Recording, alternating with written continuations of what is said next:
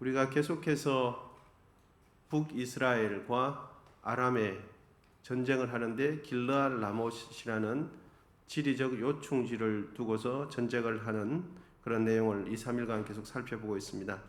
오늘 본문은 길르앗 라못 전쟁이 시작되는데 그것과 함께 아합 왕의 인생이 어떻게 끝이 나는가 하는 것을 보여주고 있습니다.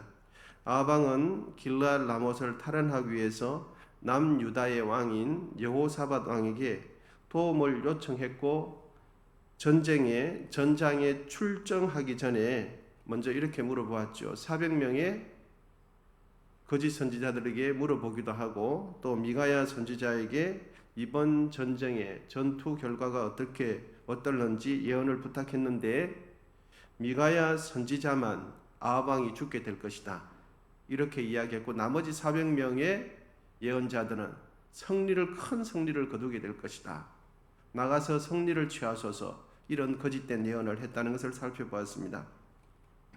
아합 왕은 미가야의 예언이 마음에 걸렸는지 전장에 출정하기는 하지만 꾀를 써서 이렇게 출정합니다. 자기가 왕임에도 불구하고 왕의 갑옷을 입지 않고 일개의 병졸의 갑옷을 갈아입고 변장을 해서 출정을 하게 되어지죠. 그런데 자신을 도와주기 위해서 남쪽에서 온 여호사밧 왕은 어떻게 합니까?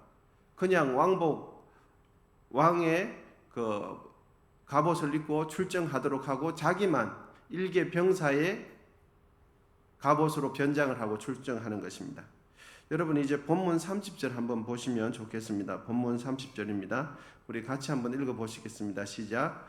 이스라엘 왕이 여호사밧에게 이르되 나는 변장하고 전쟁터로 들어가려 하노니 당신은 왕복을 입으소서 하고 이스라엘의 왕이 변장하고 전쟁터로 들어가니라. 아멘. 30절에도 보니까 이스라엘 왕이 계속되어 있지 않습니까? 이거는 아합 왕을 이야기하는 겁니다. 그래서 아합 왕이라고 칭하지 않고 오늘 본문은 자꾸만 이스라엘 왕이라고 하는데 이 아합 왕의 이름을 거론할 필요가 없기 때문에 이렇게 하는 거예요. 여러분, 이 아합 왕이 이번 전쟁을 출정하기 전에 이런 생각을 하는 걸 볼 때 아합 왕은 인간적인 수가 대단한 사람이죠. 자기는 일개 병사로 갈아입고 자기를 도와주는 사람은 왕의 갑옷을 입도록 하고 전장에 나가는 겁니다. 아합 왕과 전쟁을 하게 될 상대편 국가는 아람 왕이죠. 아람 왕은 전쟁을 하기 전에 자신의 병사들에게 이렇게 지시를 합니다. 지시를 할 때에 아무하고나 싸우지 말고 이스라엘 왕 아합 왕에게 집중 공격을 하도록 이 아람 나라의 왕이 지시를 하게 됩니다.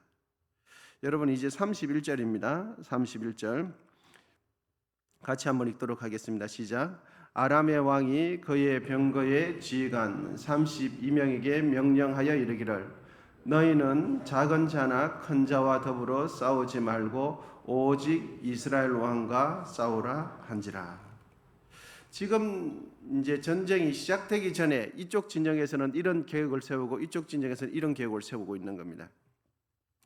여러분, 아람 나라의 병사들이 이스라엘 군사들과 싸울 때 누가 왕인지 어떻게 알게 되겠습니까? 그렇죠. 무엇을 보고 식별하겠습니까? 왕의 갑옷을 입은 것을 보면 저 사람이 왕이구나 하는 것을 알게 되어지죠.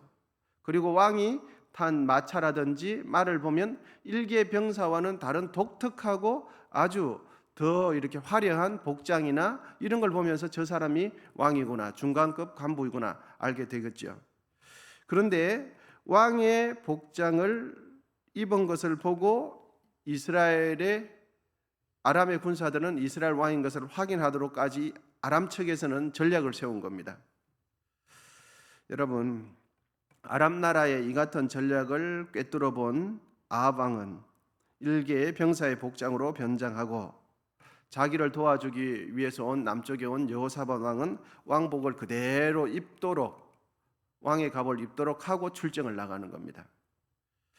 아람 나라의 군사들은 왕복을 딱 보자마자, 왕의 갑옷을 보자마자 저 사람이 아방인 줄 알고는 일제히 달려들었습니다. 전략대로 한 것이죠. 그런데 막상 가보니까 누굽니까? 아방이 아니고 여호사밧 왕인 거예요.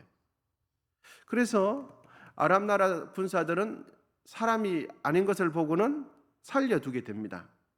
그것이 오늘 본문 또 32절인데 제가 읽어드리겠습니다. 병거의 지휘관들이 여호사밧을 보고 그들이 이르되 이가 틀림없이 이스라엘의 왕이라 하고 돌이켜 그와 싸우려고 한즉 여호사밧이 소리를 지르는지라. 아방인 줄 알고 일제히 달려들었더니 가서 보니까 아방이 아니라 여호사밧 왕인 거예요. 그래서 아람의 군사들은 살려두게 되어집니다. 그런데 여러분, 여기서 참 이상한 일이 벌어집니다. 그것은 아람의 병사 한 사람이 아람 측에서 이스라엘 측으로 무심코 화살을 쏘았는데 그 화살이 누구에게 꽂힙니까? 일개 병사로 변장한 아방의 갑옷 솔귀에 정확하게 박히는 거예요. 여러분, 이제 본문 34절 상반절인데요. 한 사람이, 제가 읽어드리겠습니다. 34절 상반절. 한 사람이 무심코 활을 당겨 이스라엘의 왕의 갑옷 솔기를 마친지라. 이런 표현이 있죠. 여러분, 그런데 그냥 이렇게 읽으면 이것이 뭐가 대단한 일인가 생각하실 수 있는데, 이 당시 갑옷 솔기라는 것은 갑옷과 갑옷을 연결해 주는 이음새를 갑옷 솔기라 그럽니다. 그리고 연구를 해보니까 이 갑옷, 이 당시에 갑옷 솔기의 그 틈 사이가 딱 화살촉 하나 들어갈 만큼 바퀴가 틈이 안 돼요. 화살촉 하나 정도의 틈새밖에 없는 그 틈새를 우연히 쏜 화살이 정확하게 딱 꼽힌 거예요. 여러분, 일개 병사로 변장한 이 아방의 갑옷 솔기에 아람 병사가 무심코 쏜 화살촉 하나가 정확하게 꽂혀버렸다. 여러분, 이것이 사람이 움직이는 가운데 무심코 쏘았는데 화살촉 하나밖에 들어가지 않은 그 틈새 정확하게 박히는 것이, 여러분, 이것이 우연히 된 일이겠습니까? 아니면 저기서 가만히 정지해 있는데 그 틈새를 정조준해서 화살을 쏘아도 어려운 이야기입니다.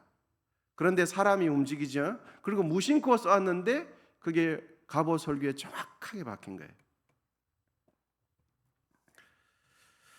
이번 전쟁에서 꼼짝없이 죽게 될 사람은 여러분 누굽니까? 남유다의 여호사밧 왕이죠.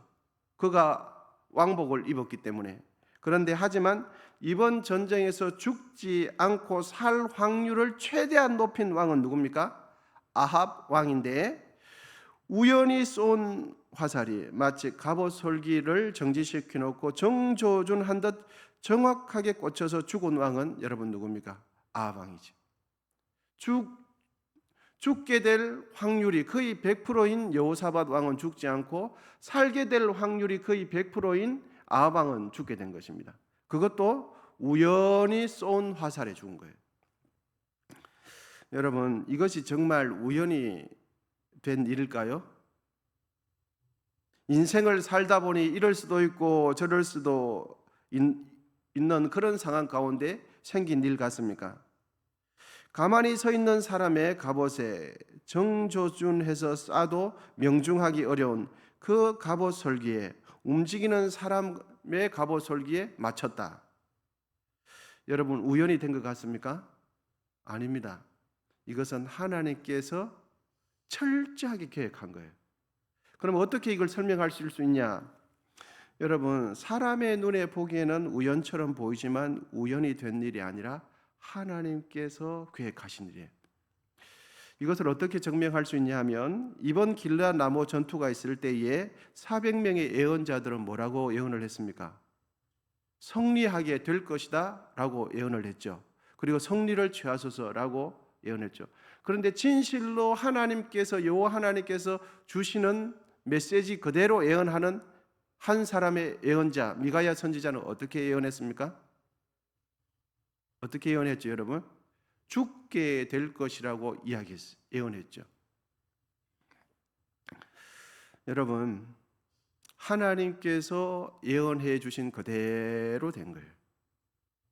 그러면 그 갑옷 솔기에 우연히 일어난 일은 우연히 일어난 일이 아니라는 것이 증명이 되어지죠.